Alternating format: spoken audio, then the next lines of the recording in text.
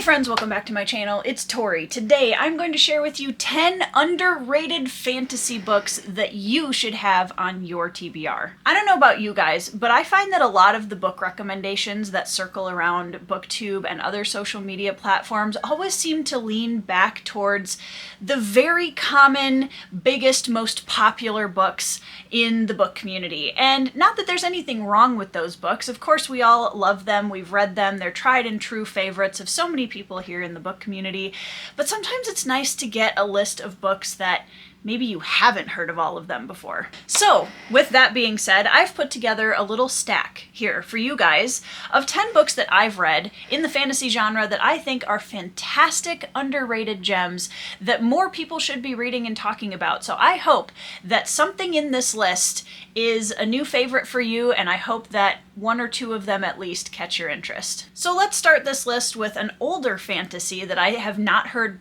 pretty much anybody talk about here in my sphere of Booktube, and that is Through Wolf's Eyes by Jane Lindskold. This is book one of, I believe it's called the Firekeeper Saga, is the name of the series. And I read this book quite a long time ago, and it has stuck with me in the back of my head as something that I'd really like to reread at some point and then continue on in the series. I do have book two waiting for me on my shelf, and I'm hoping to get to it really soon. This is the story of a young woman named Firekeeper, and she is raised in a pack of wolves. So already you have a twist on the coming of age kind of trope in fantasy, and she is very inhuman when it comes to her mannerisms and her level of quote-unquote sophistication. Now, while Firekeeper was raised in a pack of wolves, it comes to light that she might be the lost heir of a certain house within the kingdom, and she gets drawn back into the political schemes and machinations of a whole lot of people, some of which might have her best interests at heart, and some of them definitely do not. There's a lot of tension in this story. There's a lot of endearing qualities about Firekeeper as a main character because she comes into the human world completely clueless. She doesn't have time for the way that the humans act around each other. She was raised with wolf pack dynamics, and she doesn't really think that the humans have it all together, which, in fairness, she's not wrong. So this is my first book on the list of underrated fantasy gems that I would love to see more people reading and talking about. Next up, we're going to have a second female protagonist, but this time she is a weathered veteran assassin. And that is The Assassin of Grins and Secrets by K.E. Andrews. This is a story that is written so beautifully. K.E. Andrews' ability to draw colors and beauty out of her prose is absolutely stunning and impressive. And we follow a character named Serene, who is an assassin that is found in the kind of bowels of this jail cell where she's been thrown after a lifetime of working for the wrong people, shall we say. And she's found by a young prince who needs her help in order to right the instability of his kingdom. This is a world that is heavily inspired by Middle Eastern cultures and setting, and it is really beautiful the way that the author also incorporates synesthesia into the main character. So when she hears sounds, they translate in her mind as colors, and that was a really interesting thing that I had not seen done in a fantasy novel before, and it adds an extra layer of intrigue to the character herself. There is a fantastic trio of characters here that doesn't end up in a love triangle, which is my biggest selling feature for this book. The three main characters, the Prince Ramesses, his bodyguard Uriah, and Serene, are a fantastic trio, and we don't have to sit through a struggle of a love triangle in this book, which I really appreciate. So my second recommendation for you guys to check out, if any of that sounds interesting, is The Assassin of Grins and Secrets by K.E. Andrews. This is the first book in a series, and book two is currently in progress. Next up is The Umbral Storm by Alec Hutson. This was a book that I went into, and I was reading it because it was a favorite of a friend of mine, and I thought, you know what, I'm going to surprise her. I'm going to read one of her favorite books for her birthday, and I wasn't expecting to love it as much as I did. This was a really wonderful surprise for me when I read it. This story starts with two young boys, one of whom is a slave and the other is the son of his master, and there's kind of a peace over the land, but it's shaky, it's unstable, and old ancient powers and factions are starting to stir behind the scenes, and these two boys get drawn into the fray alongside some other characters that we meet a little bit later. And the thing that really surprised me about this book was, the world building, like I mentioned before, is so interesting and fresh and unique. It draws on a lot of the themes of fantasy stories that we've always loved, but it gives it a fresh coat of paint, if you will. This is actually a book that I would highly recommend for fans of Brandon Sanderson. If you've enjoyed his Mistborn books, if you've enjoyed his Stormlight Archive, I think there's a lot of similarities within the type of story that it's telling and the way that the elements are structured within the story, while also being its own unique book. The other thing that's really cool about this book is that its second book in the series, The Sanguine Sands, just came out recently, and I am so excited to continue on with the series and see where Alec Hutson takes us. Next up, we have Deathless Beast by Andrew D. Meredith. I have talked about this series a lot on my channel before, but I wanted to bring it up again because I know that a lot of you guys out there, like me, enjoy a slow burn, settle in and savor kind of fantasy novel where we're immersed into the story and we get to slowly see things unfolding and revealed throughout a longer period of time. And the Chalion Saga is a series that I highly recommend for those of you who enjoy that kind of storytelling. Andrew Meredith manages to give us a very deeply nuanced view of faith and the whole spectrum that entails when it comes to individual beliefs. There's a lot of political aspects to this story. We follow a young woman who is caring for her ailing aunt, and she is entrusted with a magical object. We have a pair of siblings who are mercenaries for this very dark organization, and we also have a paladin who has left behind a bit of a scarred past in order to follow the path of his faith. And there are a whole bunch of other characters that we meet during the story as it goes along, but that's kind of the main backbone of where we start in Deathless Beast. There are currently 4 books out in the Chalion Saga right now, and I've read 3 out of the 4 of them, and honestly, I feel like each book just keeps getting deeper and better and revealing more and more things of interest in the world building, which, by the way, is incredibly detailed. This is a story where you can tell right away that the author has put a lot of thought into every aspect of the world building, and I think that's one of the areas where this series really shines. Next up, I want to share with you guys Lord of a Shattered Land by Howard Andrew Jones. This is the Chronicles of Hanuvar, Book 1. This was another book that really surprised me in how much I enjoyed it. I'm not typically the biggest classic fantasy fan. I have very specific tastes when it comes to that subgenre of fantasy.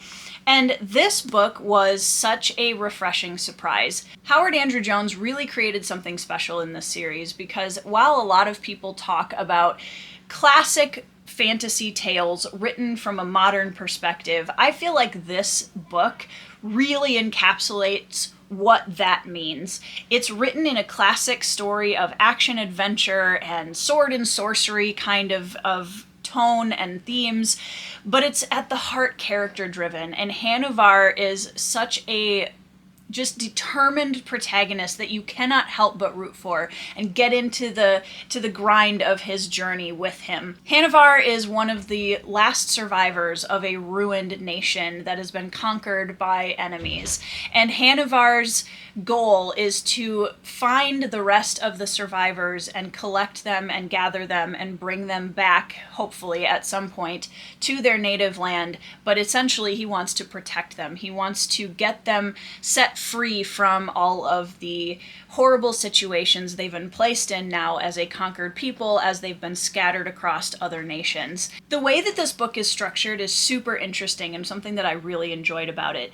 Every chapter is mildly episodic. Everything ties together really nicely in the book as a whole, but every chapter gives us a little episode that almost has its own subgenre of fantasy. One of the chapters even reads like an escape room story which was super fascinating, and I absolutely loved that one. And there's everyone has kind of a different tone while maintaining the overall style of the story and keeping everything cohesive, which I thought was a pretty amazing feat. The Chronicles of Hanivar is currently, I believe, a 3-book series. I have book 2 waiting for me on my shelf. Unfortunately, the author did tragically pass away last year, so I'm not sure if there's any plans for the rest of the series, but to be honest, there's so much in the books that already exist in the series from my own experience and from the people I know that have read it. I think that this series definitely deserves its place on this list and on your TBR. Next up, we have The Company by K.J. Parker. Now, this one I think is going to be a book that I will recommend for those of you who really like the concept of alternate history style fantasy. The presence of magic is very minute, if at all, in this book. However, I think that fans of epic fantasy in general, and those really character-focused epic fantasies, would really enjoy this book. If you're a murder mystery or thriller reader, I also think you might really enjoy this book. If you like historical fiction, I also think you would really enjoy this book. This is a story of a group of men who formed one of the most renowned squads in their military years ago. They are all veterans. They're all trying to move on with their life.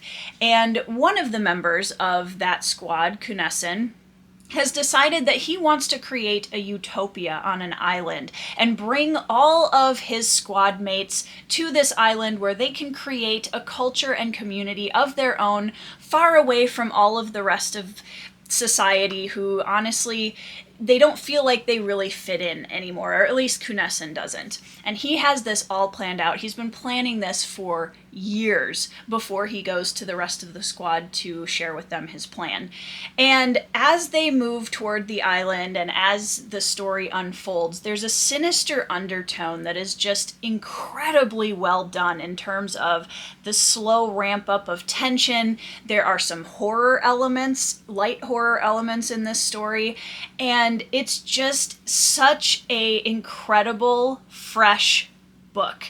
I've never read anything like this book before. Now, this was my first KJ Parker read, so I don't know if that kind of tone translates into the rest of his stories, but for having only read this one, this was an instant 5-star read for me. It's one that I think any fan of fantasy who wants to dig a little bit deeper and is open to less magic and more of an alternate history bent is going to really enjoy this story. And honestly, I think that the rating that this book has overall is just so criminally underrated, it's ridiculous. So I want to get this book on more people's TBRs because I think it absolutely deserves it. Next up is Daughter of the Forest by Juliet Marillier. This is a book that I read at the early part of 2024. I think it was even one of the first books I read last year, and it blew me away. I never thought that I was really into fairy tale, dark fairy tale style fantasy until I read this book.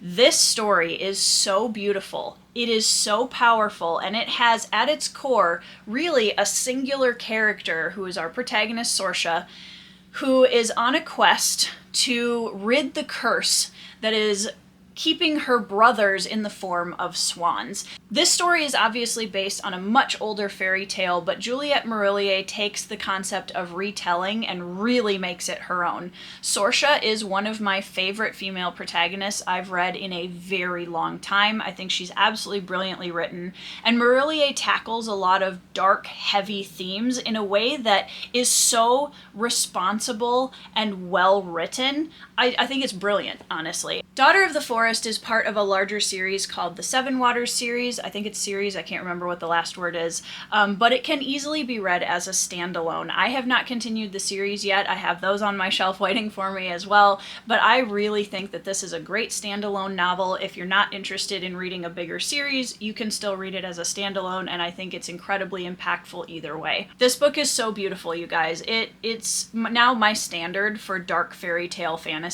and I think that the way Marillier writes is so raw and honest and beautiful. It deserves a place on way more people's TBRs. Next up is a book I read fairly recently, actually. This was earlier this year, and that is The Curse of Chalion by Lois McMaster Bujold. Now, this one also is part of a trilogy called The World of the Five Gods. However, it is another book that you can read as a standalone. First of all, this book is for people who love beautiful fantasy prose, because let me tell you what, Bujold is amazing. Her prose is so beautiful and so thoughtful. I absolutely loved it. And this book is also for people who want a story told from the mentor's point of view. This story still gives some faint coming-of-age vibes, but Kazaril, our main character, is the tutor and in some ways protector of the young characters at the heart of this story. And Kazaril is one of the best written mentor characters I have ever read in fantasy, and I love the fact that Bujold decided to give him the stage front and center. This is the story of a very unstable royal court and the succession and struggle of the royal family versus the scheming nobles outside of that, and also has a heavy presence of the magic system and the gods of the world and the way that curses work and all of that. It's really interesting, and Bujold does it in a way that I think is very unique, and I can't recommend this highly enough. I can't tell you a lot about the magic system because I want you guys to be able to go and read it for yourselves. If you end up falling in love with Curse of Chalion, you can keep going and read the next two books, Paladin of Souls and The Hallowed Hunt. Both of these books are also standalones that are tied in with Curse of Chalion only through side characters that are brought back for the later stories. So I'm very much looking forward to Paladin of Souls as my next Bujold read, and there's also a bunch of novellas that she's read, so if you enjoy the world here in the trilogy, there's a lot of other books for you to get into and read more of. My last standalone recommendation for you guys is Song of the Beast by Carol Berg. If you've been watching my channel for the last, I don't know, year at least, and you haven't put this on your TBR yet, why not? This book, you guys, it's very short and it packs such a punch. She does dragon magic in such an interesting way. And I'm a dragon skeptic, I would say, where I enjoy the concept of dragons within fantasy, but I'm not sold on stories with dragons in them very often. And she handles dragons and dragon magic and their connection with humankind within the story really interestingly. Our main character, Aidan McMaster, in this story is a broken and tortured bard that has just been let go from his long-term imprisonment, only to find out once he's free that he's being chased down once again. He was thrown into prison years and years and years ago, and his voice, his magical voice, and his ability to connect with magic through his music has been ruthlessly stripped from him, and he doesn't know why. He still doesn't know the reason why he's been thrown in jail. It's almost like the beginning of this story has slight Count of Monte Cristo vibes, where Dantes is thrown into jail without ever knowing why or what he did or who was behind it. But the difference being that while Count of Monte Cristo is a story about vengeance, Song of the Beast is a story about discovery. And Aidan McMaster is such a subversion of the typical vengeance story, and I love it for that. I think this book is absolutely worth every one of its admittedly very short pages, and she packs so much into the story in terms of lore and character development, and we have kind of a motley crew a little bit as we move through the story, but overall I can't recommend this book highly enough, and I really think any of you guys who are looking for solid fantasy standalones really need to give this book a try.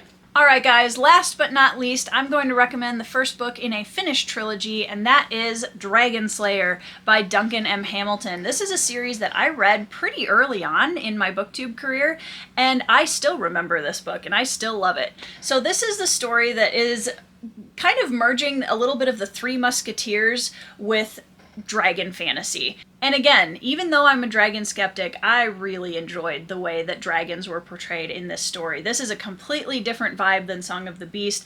The dragons are terrifying. They are just these massive sentient beings, and they're ancient, and we have them terrorizing these small villages around the kingdom. Now for Gil, our main character here in this story, imagine taking one of the Three Musketeers out of the group, putting him in retirement and in isolation, and giving him some really major self-loathing and guilt issues, and he becomes a bit of a drunkard, right? And he's called upon as one of the only heroes that has ever faced or could face a dragon to try and protect the people around him once again. So it is a reluctant hero story. The world building is really interesting. It has definitely a French-inspired feel to it. And it's a short trilogy. As you can see, the books are not very long, so it's very easy to get through. And there's some swashbuckling in there. There's some massive dragon battles, and it's just a great time overall. So Dragonslayer is one that I still recommend, even after all of these years. So I hope that you guys will give it a chance too and see if you enjoy it as much as I did. All right, guys, that is my 10 underrated fantasy recommendations for you guys. I would love to hear it down in the comments below. Let me know what your favorite underrated fantasy gems are. Give us some more recommendations down there so that everybody can share and add more books to the never-ending mountain of our TBRs, because we never have enough, honestly. Yeah, so let me know if you've read any of these. Let me know what you thought of them down in the comments, and I hope you guys are having a fantastic week. I hope you are reading some 5-star reads, and I'll see you in the next video.